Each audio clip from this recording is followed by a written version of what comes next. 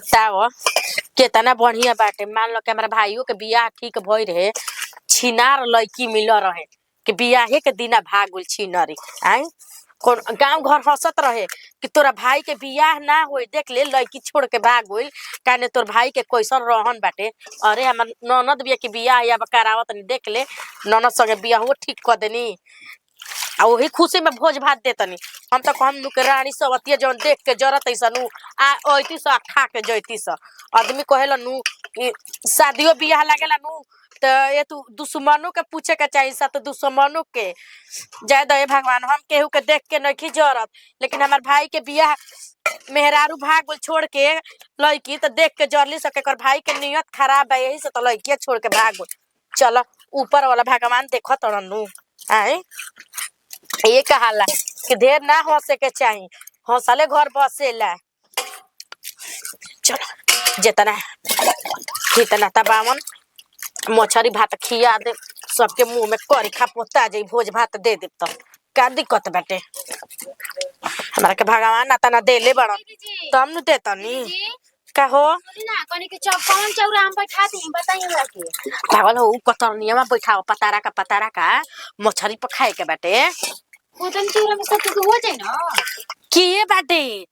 अपने आदमिया के नु जौन हित नाता बा उही नु खइहन। अभी जहिया बियाह कइले तहिया बड़ भंडारा नियन भोज करवा दियल जाई। अच्छा हाँ जाए दिए दीदी तो बहुत नो एगो पुण्य के काम करनी सोच नहीं कि ननद पूछी के नो लगल शादी के रवा दिनों ध देनी मतलब अथु कर देनी बा काहे ना घरी हो। हमारा नंदी में का कमी बा तनी मनी मान लो अपना नंदी तनी मनी सावरे नु बाड़ी। सामर लइकिया तुम ना रही सन दीदी देख लो सुघर खोजाई रे भातार लेके भाग गइली बता आई तो उ सुघर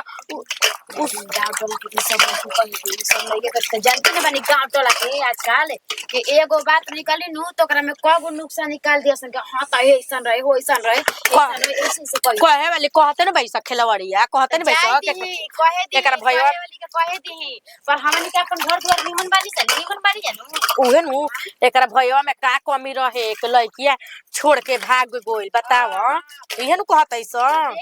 देख ल जा लगले नु शादियों को दिनो दर आ गइल सब को अब आग फूटता और यन जे खाई नु त देखम तन की आगा ना में कुछ रही गावल देखम रहुआ जे भी कुछ रही गई नु तो उनन के बोल देवे के बा ठीक बा के का हो एगो भागल त दूसर का कोनो कॉमन कोई की लड़की ही हमर भैया बा काहे अबे माने काच कुर ननद रही त बियाह सेट क देनी त काहे बियाह ने की करत हम नंदी काहे ना करते का हमर भैया में खराबी बा।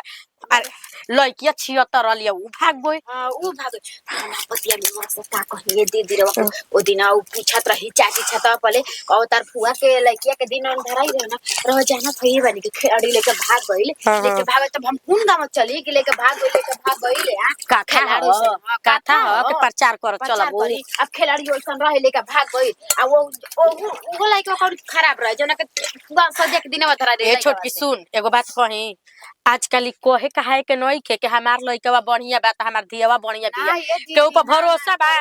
जब बनवे खराब चलता टे आजकल यही से कहे जरूरत नहीं के का करत टे बस आंखी से देखत रह आ कान से रगवा सुनत रही तमने में भलाई। अब तू ही बता मान ले हमनी के लोग लइका बावस त अपना लइका के हम कह सकतनी के छोटके हमार लइकवा बढ़िया बा आ काल गुने सियान होई ओकर मति बुद्धि के जानल बा आई के मेहरारू लेके भागी कि हम बियाह करम कोई जानता का कहता फ्री फाइल खेला तनी मम्मी तो एगो प्यार हो गइल बाटे शादी करम रहुए बताई त कितना ओकरा हम टाटा बोलन कि ना तो ऐसे नहीं करे के तब ए त नतिउ के सोचल बनी कि कमे उम्र में बियाह करम कमे उम्र में दीदी ई बात ठीक कहत मसाला पीस या बड़की दीदी का करते मसाला बना देलो सब ना कली पीसे के बड़की दीदी से मसाला पीस आ हे माई है को पता नहीं कि रे से गनिया काट दसरे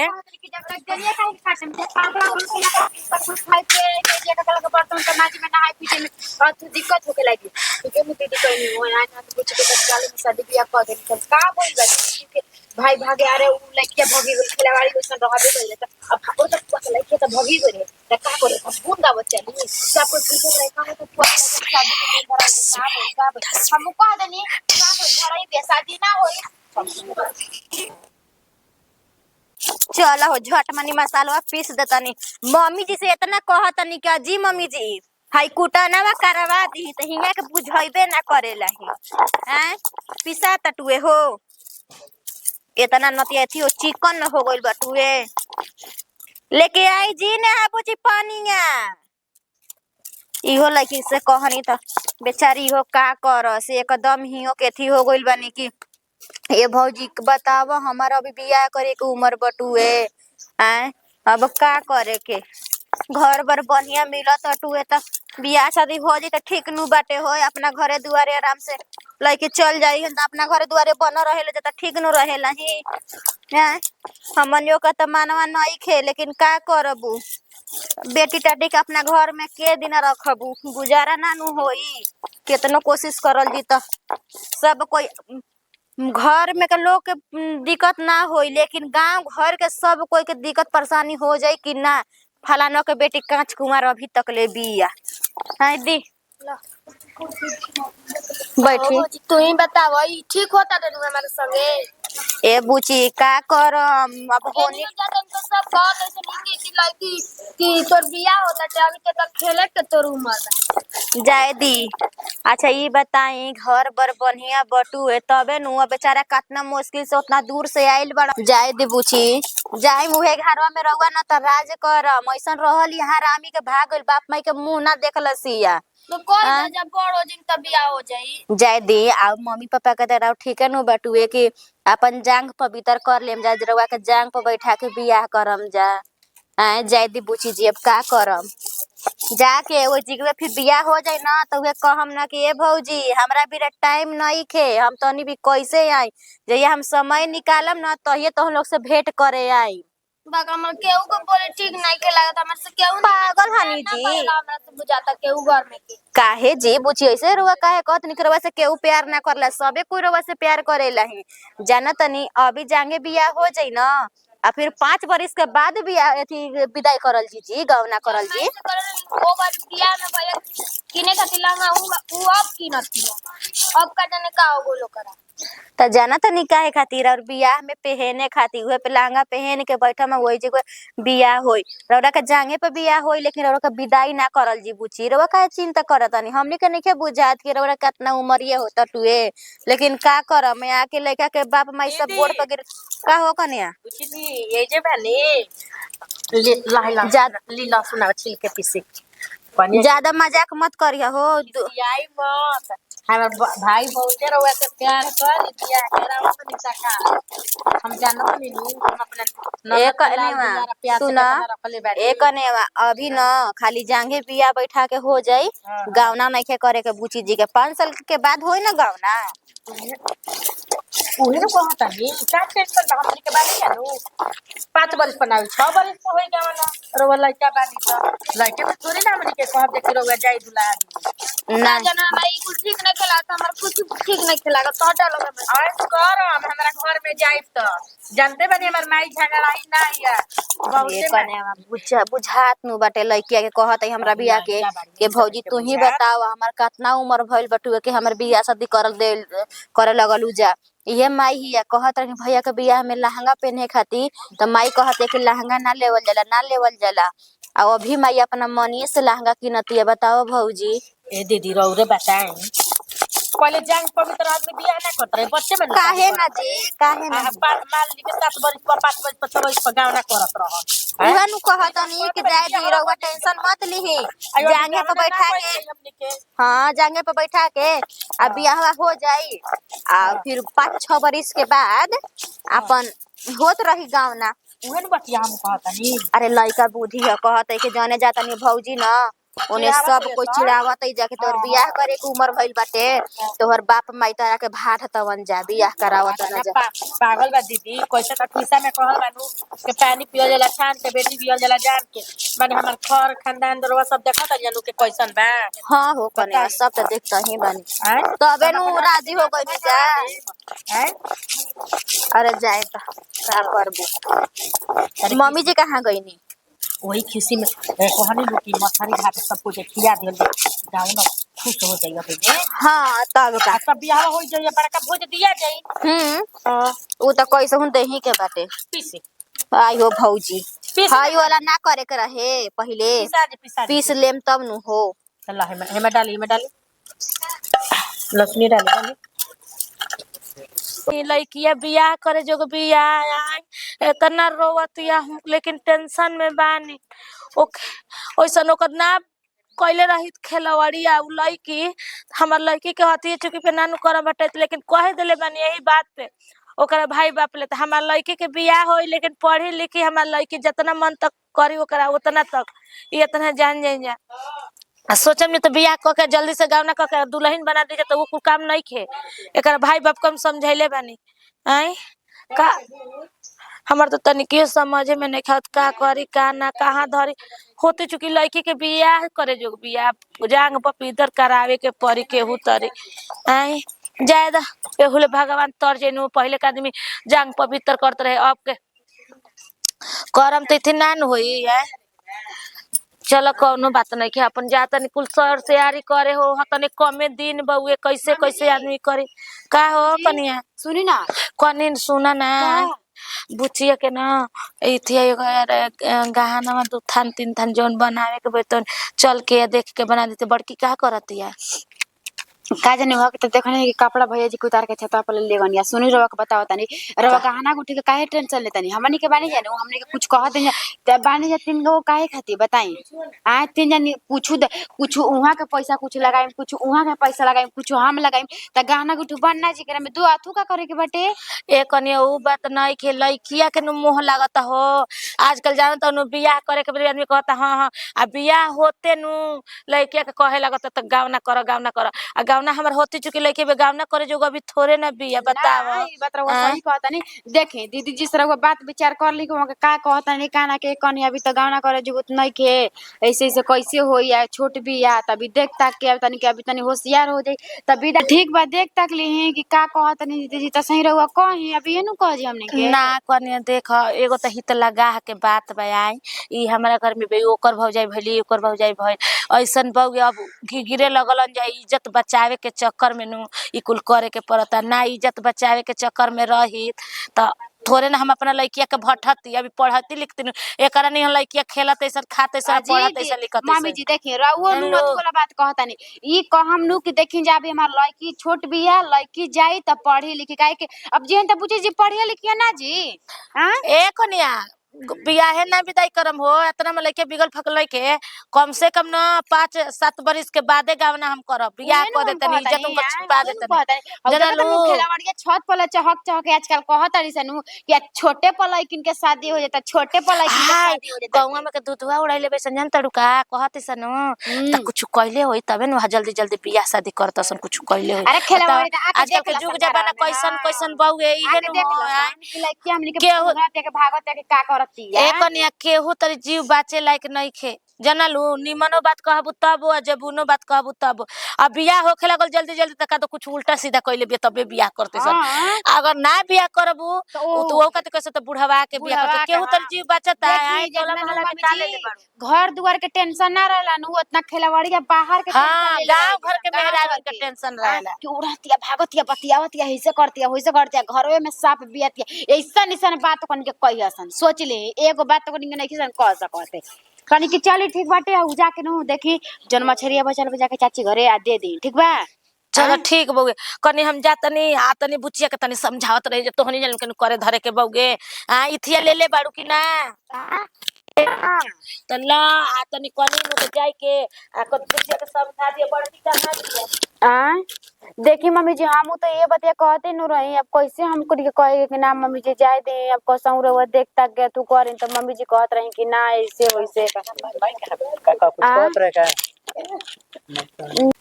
ना जी मम्मी जी कुछ ना कहत रही बस ये बुची जी के टेंशन ले बनी जानत रहुआ है बनी कि अभी बचपने पले वहां के शादी बियाह मतलब अथु से हो गइल तो ये में सोचे वाली बात है बताओ सोचे वाली बात नहीं थी सोचलन हमनी को ठीक कर देंगे का बुझाई हां ई त बात सही कहतनी पर बुची जी के होई बुची जी के साल भर दूसरा रुका जाओ ओकर बाद 5 साल बाद गवना कइल जाई हां देखी इहे बात हमनी को कहते हैं बुची जी के भी पढ़ाओ जी काहे कि भी छोट बने वहां के पढ़म लिखम ना वो कौन कौन के एथी खानदान के बढ़िया खानदान के पढ़ाई लिखाई ओकने घरे सब पढ़ता लिखता हां ठीक कहता आ सुने न कनी अनु कि जाके अथुया सब क देही काहे कि देखी उन्हें पतल सल सब खा के दे फेंक दे मन ओकरा के जरा देही काहे कि जंदे में खेलवाड़ी अनु दुगार पर कन के चल जात नहीं खो जात नु तबो का जानी कैसे घसेट के ले जाके क के दुगार पर हमारे गाड़ी पकड़ देवे लगा तनी झगड़ा के मुंह ना बैले बाड़ी सन झगड़ा के मुंह बैले बाड़ी सन घर में तरक्की होला नु आगे बढ़बो तो दोसर देख के जरबे करेला ना बुझाई। हाँ हाँ जोरे दो आराम से चुपचाप रहो। हाँ खाली हे कान सुनो हेनल तो निकाल देखी इहे नु हम करतानी जी बताई कितना कितना का छत पर ले कहत ऐसन कि हाँ लइकिया लेके उड़त नु रहे लइकिया बतियावत रहे लइकिया ऐसे करत रहे पर हम चुपचाप सुनत रहतनी छत पे बानी त लोकनी के छत पे चढ़त सन नीचे उतर जाते खेलवड़िया के डरे कि झगड़ा मत करसन सोच ठीक बा तने बुचिया के समझावत रहियो जा अब तोहनी हाँ हाँ पूछे उन्हें के समझाते नु बानी जब का करे अब उहो के कहतनी कि भाभी बतावा ऐसे करल कइल जरूरी रहे तब हमनी के कैसे का करे के कहे कि ना जी देखी जाए दे कैसे अब का करम रहू हम ना लइका निमन मिलल त हमनी के शादी बियाह कह देनी जरा के भाटा थोड़ो ने के जामनी के ना ठीक बड़ुए ना चलिए अथुया कह दी तब जाके अच्छा ठीक बाटे बाप रे अब ज्यादा हो सब कोई अब ये बतिया कहता तब बुची जी के कैसे हमनी के कहे कि जब ए बुची जाय जी न रहो के आज ना तकाल सदिया हो खबे करी या अब एगो लइका निमन मिलल बाटे त तत्काल में हमनी के कह देले बन जा बिरहुआ के थोड़ो ने के हमनी के विदा कह देते अभी 1 साल के बाद 2 साल के बाद 3 साल के बाद रहुआ जाइम ससुराल ऐसन थोड़ो ने के तन की पढ़ लिख ली जी हमरोवा के आज सिखावत तनी मछरी कैसे बनेला धीरे धीरे खाऊ बनावे सिखा देम और रउआ अपन पढ़ाइयो पर ध्यान दे ई नहीं की कहत मछली मन से खाइला लेकिन अब खाई के मन नहीं करती कुल बात चलता घर में ऐसे ना कहल जाला आखी तो कहियो ना कहियो बियाह वाला और केहू भी तो होइबे न करी बुची जी ई थोड़ी ना बाकी रउआ कुआरे बैठ रहम घर में हैं ना ओन बोलत ऐसे चलता नहीं तो गांव दुनिया के रउआ बात मत सुनी अपन घर परिवार के नु देख और रउआ देखी रिलेशन के घर में जातनी इहो ना कि हो जा शादी बियाह हो जाई राउनु तो रउरा के दुख हो की दुख ना हो की रउरा भौजाई के भाई से होता है बताई हम तो रउरा घरे आइले नु बानी और काहे डेरा तनी अभी गावना 7 बरस पर 5 बरस पर कइल जाई अभी बियाह है नु सिंदूरे नु डालाई मांग में कोनो जात थोड़ी ना बानी रउरा सब हमर पढ़ाई लिखाई छूट रउआ पढ़ाई करी हमरा और पढ़ाई ना बंद करे दे रउआ जितना मन बा उतना पढ़ी हमार भाइयों कहता कि 5 वर्ष के बाद मान ले दीदिया गवनो हो जाई तो अगर उ पढ़ल चाहिए नेहा तो हम पढ़ाई मुंह के बताई तो आप का चाहिए हमार भाई गोल बानी दुआरा पर हमार भाई के रउआ जानते बानी कि दारू शराब पियबे ना करेला पियला खाला हाँ सिरौरा मुस्कुराई आगो नहीं भाई बतिया करे भाई कहां गए रही गोइल कहाँ रहनी गोइल चाची के घर हो का करब जिंदगी में न नतिया सगरे थिए बोल देखत हूं का भाई हो का कहले के धर्म सिला ना के हां कुर्ते बराबर चला के लेता ए मम्मी जी देखी हम कहनी नु एगो हमन ये पर नहीं खे एगो के नहीं खेले के एक दूसरे के भागवत जी सभे भागवता अपराता एक कनिया लेकिन देखा अपन भाई के अपन बाबूजी के सब कुछ समझा दिया देखो हम लड़की के अपन बियाह ना करती तहार बाबूजी की इज्जत देख के पगड़ी झुके के चलते न अपन लड़की के हती चुके पे हम बियाह करत नहीं जान जाइयो देखी मम्मी जी हमार भाई के भले लड़की छोड़ के भागल बिया कोनो हमार भाई नहीं के लेके भागल बताई सही बतारो कहना लड़की छिनार रहे 76 रहे से लेके भाग गई हमार भाई पसंद ना रहे तो लेकिन हमार भाई के देखत नु काटे ले हमार भाई बा राउर लड़की जहिया नु हमरा घर में राजे रजी जान जाई मम्मी ई लेकिन कहती गा से नु करतनी हो लेकिन कह दी अपना माई ले इहो बात कहिया ना हां तो बूढ़ी 5 बरस के 7 बरस के बादे काम ना करियन हमार लड़की अभी पढ़ी लिखी ई बात हम माई ले अपना कह देले बानी माई कहती अनु के समधिन के मर्जी बाटे जेतना दिन पर कहम उतना दिन पर गावना करम हां बच्चे चिंता ना करी पढ़ा लिखा मन से कर ठीक ना उतना चिंता ना कर का करबो आज पढ़ाऊ जतन तो सब चिड़ावत ऐसन कि हम पढ़े ना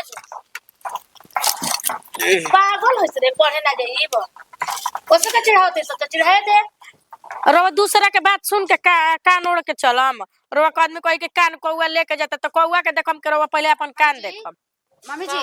बताई खिलवाड़िया दुआर पे आ के का बोल के जाते सते ई पहले बताई त रउआ का बोलत है सब कौन देख तनी अशोक बो कैसे बोलत री रउआ बताई त का कहली है का कहले पूछ जी कहताड़ी नु गोली मार के जाताड़ी नु बाप रे बाप बेटिया भागती या ऐसे बोल के जाताड़ी ओकनी के देखम जानू के अपना धियावा के बैठा के घरवा में रखे स ओकनी के बियाह ना करियो स धियावा के सुना ना एमे रात टेंशन में ज्यादा भागती त हमरा तितकी लागी आ ओकर एगो बिया नु अलग अलग सिला नु ओकरो भाग तक जाई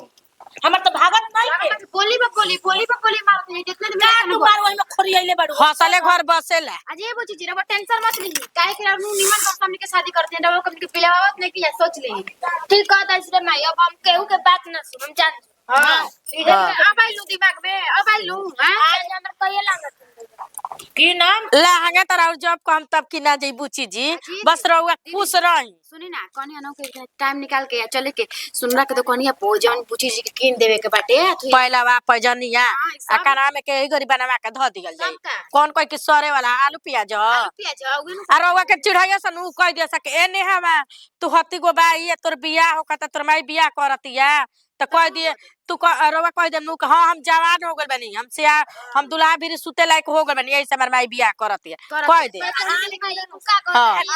का बात लेके चलत औजा हो और मैं चिढ़ावत ऐसा त कहलही नहीं के कहे वाला के कहे थी आवत बतियावे पैसा नहीं किनवाई हां ई के लेवन देले बा हो ये का बाड़ी लबरा हो ना बने से लेवन ये देहलू